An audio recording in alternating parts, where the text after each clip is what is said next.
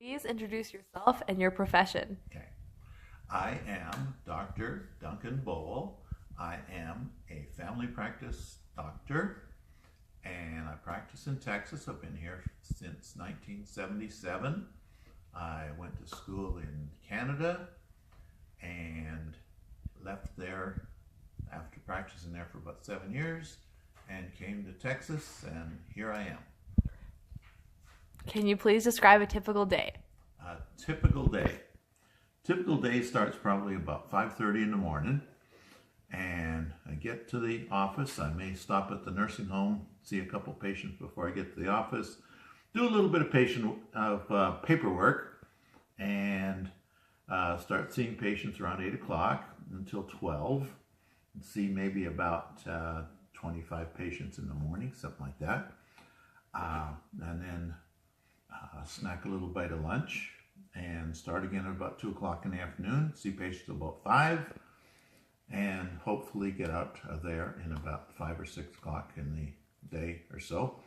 And I do general family practice. I just have an office-based practice. I don't do any hospital work. Haven't done hospital work for about 20 years or so. And look after just an awful lot of things that people need to see a doctor about. It includes high blood pressure, diabetes, and checkups, and just an awful lot of regular stuff that I see. Thank you. Okay. Where did you get your undergraduate degree? Okay. I do actually not have an undergraduate degree. I have an MD degree, and that's about the only degree that I have. In Canada, when I went to medical school, I had the opportunity to do a 2-year pre-med course, and in that 2 years, we took about 35 hours of class every week and managed to get enough credits to basically have the equivalent of a Bachelor of Science degree in about 2 years.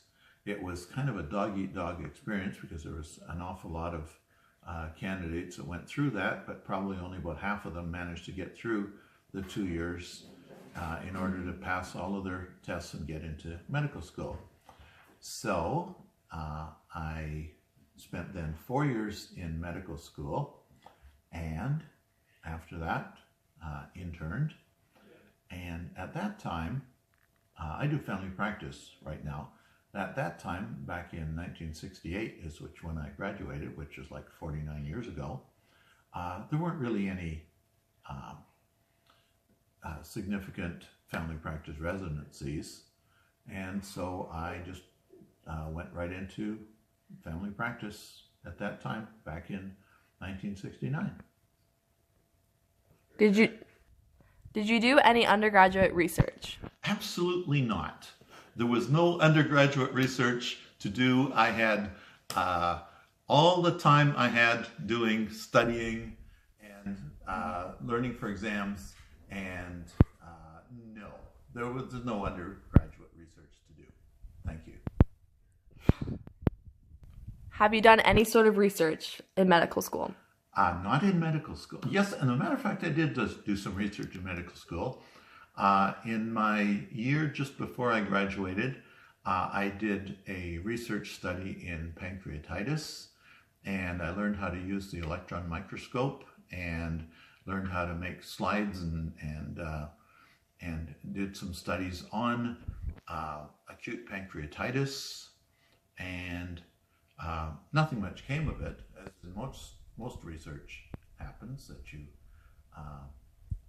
do a lot of research and it gets kind of put into a research project, and sometimes it gets published and sometimes it doesn't.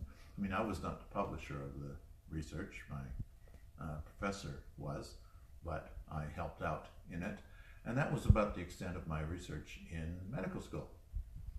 Okay, what made you want to become a doctor? All right. I think that the influence of other people made a huge it was quite impressive. My Pee-wee baseball, not Pee-wee, my Little League baseball coach was a doctor, and he was just a super guy, and I really admired him. And I thought, wow, wouldn't it be great to be a doctor? I had got hit in the arm with, when I was catching, I got hit in the arm with a ball, and he said, oh, you gotta come to my office, I'm gonna fix you up. So I came to his office. I was really impressed. And he sort of told me what I needed to do and whatever, and I was fine. But I liked being in school, and I thought going to college would be a great thing, and I wanted to go to college. I mean, my parents expected me to. And I didn't decide to be a doctor until my last year of high school. And I thought, wow, this would be just fine. Also, I was interested in just the way the human body worked. And I thought that being a doctor would be just a really great thing to do with my life. Okay, so what's the most rewarding thing about being a doctor? Most rewarding thing is actually sitting down with people and talking with them and helping them, and hope that I am helping them. Medicine isn't that difficult, and looking after diseases isn't that difficult, because we learn how to treat diabetes, we learn how to treat high blood pressure, and we learn how to treat all kinds of things. But treating people is the most difficult. And the most difficult thing is treating people. It's exactly the same. The most rewarding and the most difficult is treating people. Treating diseases is not that tough. So, do you have any advice that could be helpful to undergrads seeking a biology degree? Yes. Forget the biology degree. The most important thing into getting into medical school is being excellent in mathematics, physics, chemistry, statistics, and biology. Nah, you don't really need to know much about biology in undergraduate. I hated biology. I thought it was a crazy. It wasn't crazy. I shouldn't say that. I didn't like biology. You learned about birds and trees, how trees grew, and all that sort of stuff. Nah, I didn't. But you don't need biology. You need math, physics, chemistry, and things like that, and learn the scientific method, that sort of thing. So what's the most interesting thing you learned in medical school? The most interesting thing I learned in medical school, wow. Anatomy was very, very interesting. We had to, I don't know if they still do it in medical school, you get the cadaver and you dissect that. We had usually 4 people on one cadaver, and you saw everything you needed to know. Anatomy was very, very difficult, but very, very interesting. Physiology, I think, was probably the most interesting and the most useful course that you took in medical school. And then in medical school, of course, you have the clinical stuff where you go on the wards and you see people, and you have the professor that asks you questions, and you see a patient and you have to assess what the patient is going on, and the professor says, oh, what do you think? Well, what do you want to do with this patient? What do you think we ought to do? It's the hands-on stuff that you can't get out of books. What was the hardest thing you had to do in medical school? Wow. The hardest thing was the exams. Oh my gosh. The oral exams were the hardest things. Writing down on paper and spitting out the stuff that you had learned before is not that sort of hard. But actually the oral exam, where you go in front of the teacher or the examiner, who is an MD, and he asks you questions. Oh, well, tell me about liver enzymes. And you say, oh my goodness. And you try to remember, and you're nervous. And to just get over the nervousness and being able to think, it comes easy when you sort of know all your stuff, but if you're kind of shaky on it, it's very difficult. So I would say taking oral exams is the toughest things. How did you start your practice? Okay. There are a whole bunch of different ways that a doctor can start his practice. The way I started my practice was when I got out of medical school and interning.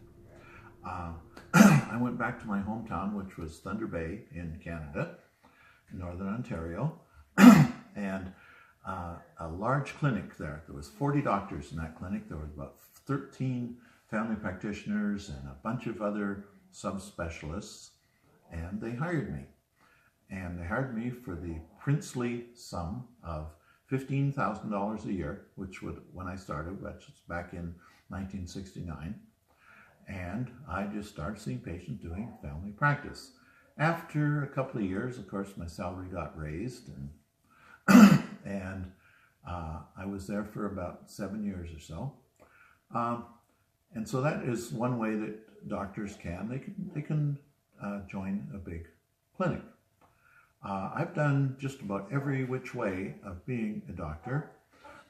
After that, I moved to actually Vancouver Island, and I was employed by two other doctors, actually three other doctors, and so we had a four-man clinic, so I was still an employed doctor. After that, I moved to Houston, and I started my own practice. So there's one other way of starting a practice, is just doing it on your own. You hire a receptionist, you hire a medical assistant, you start seeing patients, you get a billing service, you do all that sort of stuff on your own, a one-man practice. And after that, I got another doctor to work for me and with me, and then I had about a 3 or 4 man practice. And after that,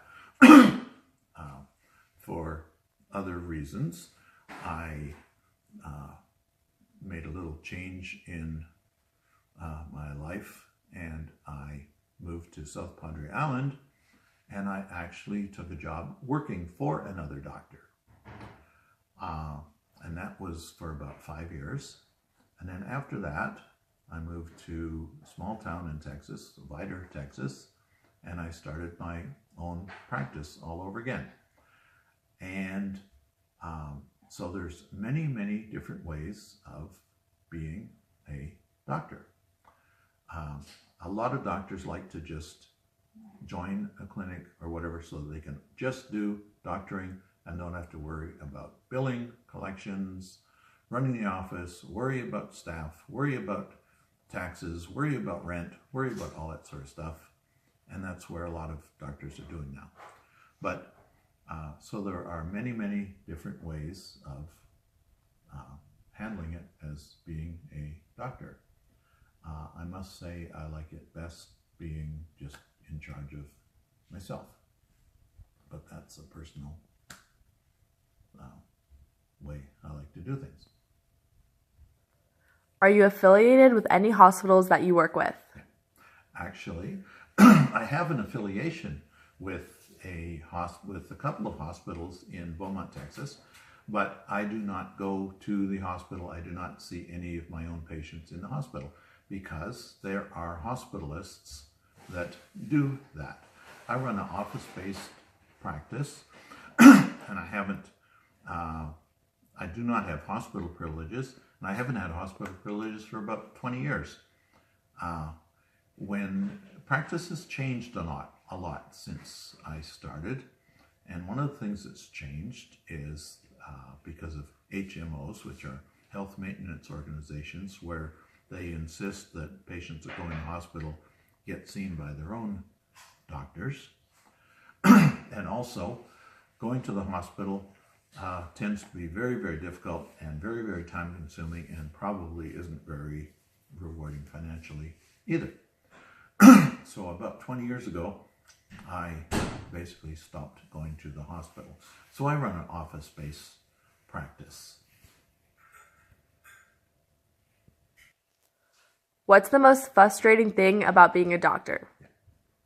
Most frustrating thing about being a doctor is dealing with insurance companies and HMOs, which are health maintenance organizations, and dealing with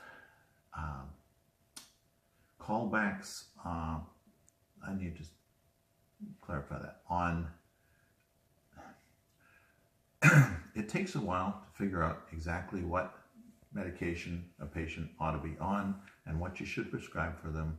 And so you write out your prescription for the stuff that they need, and all of a sudden, after a while, you get a little fax back from the insurance company saying, we don't pay for that particular medication. You need to change it. So all of the time that you have spent trying to figure out exactly what the patient ought to have, a third party is telling you what you need to prescribe instead. That is probably the most frustrating thing that I find in medicine. And so if you need to get the patient on that medication, then you have to either take your time, fax back a appeal, or get on the line and talk to some doctor in New Jersey and tell that doctor why you need to be on that particular medication, and fill out all this paperwork and answer all these questions, instead of just being able to prescribe what the patient needs and do your best job for the patient. That is probably the most frustrating thing that I find in medicine. If I were in charge of the whole thing, I would get rid of formularies, which are lists of medications that a certain medical insurance company will pay for and which won't, and just be able to write what you want to write within reasons, because some medications are ridiculously expensive, and a lot of them are brand name. They don't need to be. Generics work just fine for most of them, but they would save a lot of time and money by not having to go through all of this paperwork and time and effort to try to get something not approved, when it would have probably been easier just to approve the darn thing and let the patient have what they need. To conclude, my last question is, if you had the chance to do your life over again, would you become a doctor, or would you choose a different career path? I would become a doctor again. I definitely would. I just find it very exciting, very interesting, and I feel like I am doing a worthwhile thing and helping people, as opposed to just being a whatever. I mean, I think it'd be rewarding to be an engineer and build bridges, and or be a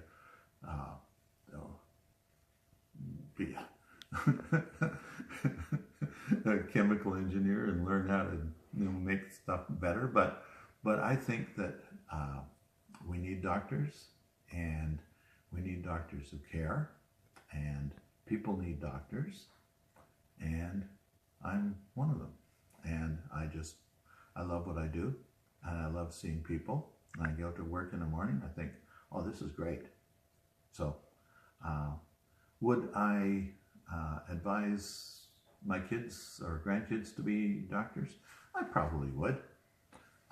There's an awful lot you can do as a doctor, not just what I do, which is family practice and seeing people and looking after colds and high blood pressure and diabetes and stuff like that. But there's an awful lot more that you can do as a doctor. There's incredible research that you can do, and it forms the basis of an awful lot of professions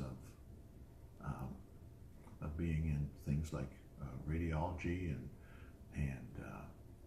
all sorts of chemotherapy and research, and there's just an awful lot you can do as being the doctor.